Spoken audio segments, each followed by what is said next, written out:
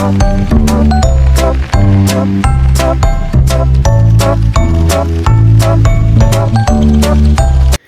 everyone, my name is Haji Fahad Salia A and an MSc1. So, being a student is more than just attending classes and taking notes. It is a journey of learning how to handle challenges and discovering what we are truly capable of. For me, this semester has been a big step toward my dream of becoming a social worker. So in this video, I want to share my personal learning journal. So you will see the lessons I've learned inside the classroom and the experiences I've had in our community, like in our place in Mipaga. So I've worked hard to keep my grades up and to stay focused on my goals even when things got difficult. This audiovisual is a look back at my growth, my hard work, and my heart for helping others. So I hope it shows how much I value my education and my future profession. A culture of peace. My learning. So today is a very special video because I am going to talk about the second half of Module 2 from our MSU FPE 101 manual. So we are covering Lesson 3 all the way to the Lesson 8. This journey is about how different faith and ideas help us build a culture of peace. So I want to thank our contributors, Dr. Alma Biroa and Dr. Samuel Anonas, and our editor, Dr. Rebecca Alawi, for this guide. What is steward? Let's start with Lesson 3, Stewardship and Accountability. In simple English, a steward is a caretaker. The manual teaches us that we do not own the earth. We are just borrowing it from God. Whether it is trees, the water, or the air, we have a trust or amana to look after it. If we destroy nature, we are breaking the trust. Peace isn't just between people, it is also with the environment. I think about this when I visit the farm in Mipagasageran, where I live. When we clean the land or plant something, we are being stewards. Why? Because it makes me feel peaceful to know I am taking care of what God gave us. If we all acted like caretakers instead of owners, there will be no greed and no fighting over our resources. Rights versus responsibilities. So now, let's move to Lesson 4. Human rights and responsibilities. We all hear about rights. The right to eat, the right to go to school, the right to be safe. But the manual reminds us that rights are not free. They come with responsibilities. If we want the right to speak, I have the responsibility to listen. If I want the right to be safe, I must not harm others. In our class, we played a game with candy to understand this. Our instructor told us to bring candies and said they were our rights, so we must protect them. Then, we played rock, paper, scissors. Every time I lost, my opponent took my candy. By the end of the game, I had no candies left. I felt so sad and empty. It made me realize that in the real world, when people lose their rights, they feel just like that, powerless. It taught me that we must protect everyone's right, especially those who are losing theirs, so that no one is left with no candy in life. When we lose our rights, we feel empty. Jihadu al-Akbar, the greater jihad. So, let's move on to Lesson 5. So, Lesson 5 is about jihad and peace. Many people are afraid of the word jihad because they think it means war. But in the manual, it explains that greater jihad or jihadul akbar, this is the struggle against your own bad habits. It is the fight inside your own heart to stop being angry, to stop being lazy, and to stop being selfish to others. This is the hardest war of all because the enemy is yourself. The enemy is you, your own self. I face this jihad every day. For example, when I am tired and someone says something mean to me, my ego wants to shout back, but the greater jihad tells me to be patient and speak with kindness. When I win that battle inside me, I feel a deep sense of peace, peace inside me. Peace in the world starts with winning the war against our own anger. Reverence for Life Cologne. Making the world one big family. So, in lesson 6, we look at Christ's concept of peace. The main idea here is love your neighbor. It teaches us to have mercy and to forgive.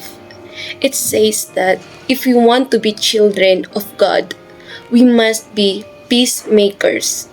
It's about reverence for life, treating every single person as someone valuable and special, no matter who they are. I see this in my own family. I have 4 sisters-in-law and they are like my own big sisters or ates. We are all different but we treat each other like sisters with so much love. When you treat people like family, even if they are not related to you by blood, conflict disappears. That is what Christ's teaching is about, making the world one big and a loving family. Treat others the way you wanted to be treated. So let's move on to lesson 7. So lesson 7 shows us peace in other world religions. We looked at Buddhism, which teaches non-violence or ahimsa. We looked at Hinduism and other faiths that teach us to be in harmony with nature. What I learned is that every religion is the world has a golden rule. Treat others the way you want to be treated. It's a universal language. So think about our campus at MSU. We have people from different tribes and religions. So if we only look at our differences, we will fight. But lesson 7 teaches us to look for the bridge. We all want the same things. We want to be happy. We want our families to be safe. And we want to graduate and reach our dreams. Focus on the bridge, not the wall. Focusing on what makes us the same. Finally, our instructor asked us to read lesson 8. This lesson is the conclusion of all faiths. It shows that whether we are Muslim, Christians, or anything else, we share the same values. We all believe in justice. We all believe in helping the poor. We all believe that life is sacred. The manual cover shows 5 hands holding each other. This is exactly what lesson 8 is about, unity in diversity. Yesterday, we have a task in our FPE 101 asynchronous class. We talked about conflict. For the activity, our teacher gave us a scenario about being in a hurry to go home to our province, but the public transport like jeep or bus is almost full and there are so many people waiting. So what I did for this activity is that I choose option 2, which is imagining the situation, because I didn't have an experience of this, so I imagined a situation. Because of that, if I was there, I would feel so anxious and pressured.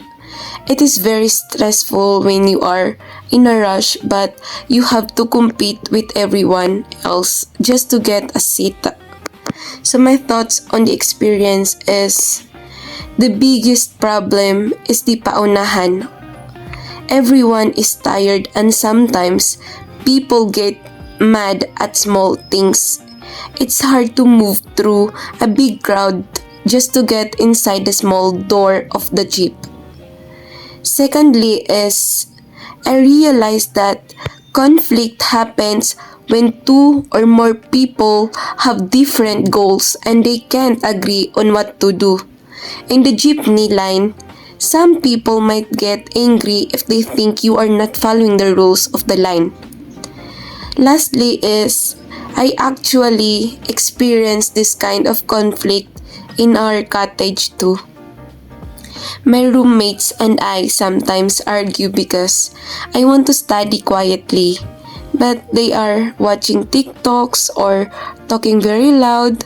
We end up having small disagreements because we want different things at the same time.